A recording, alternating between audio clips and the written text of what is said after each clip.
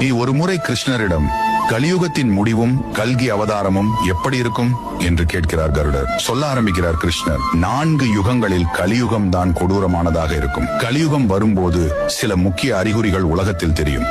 அப்பொழுது மனிதர்களோட வயது வரம்பு குறைந்து அதிகபட்சமாக 20 ஆண்டுகள் மட்டுமே மனிதர்களின் ஆயுள் காலம் இருக்கும்.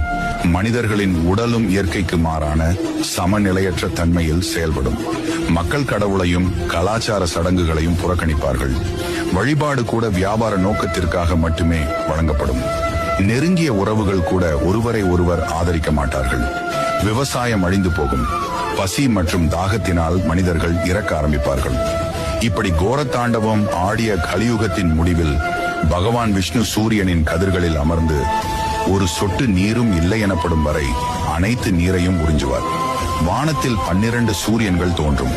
அதனால் உலகம் வெப்பமடைந்து ஒவ்வொரு பொருளாக எரிய தொடங்கும். அந்த நேரத்தில் மகாவிஷ்ணு ருத்ர வடிவத்தில் கல்கி அவதாரம் எடுத்து உலகம் முழுவதும் அழிக்க தொடங்குவார். அடுத்த 100 ஆண்டுக்கு மழை மட்டும் பொழிய வைத்து பிரபஞ்சம் முழுவதையும் நீரில் மூழ்கடிப்பார். இதற்கு பிறகுதான் கலியுகம் முடிந்து புதிய சகார்த்தமான சத்திய யுகம் உண்மை மற்றும் ஆன்மீகத்தை அடிப்படையாக கொண்டு தொடங்கும் என்று கருடனிடம் எடுத்துரைக்கிறார் விஷ்ணு.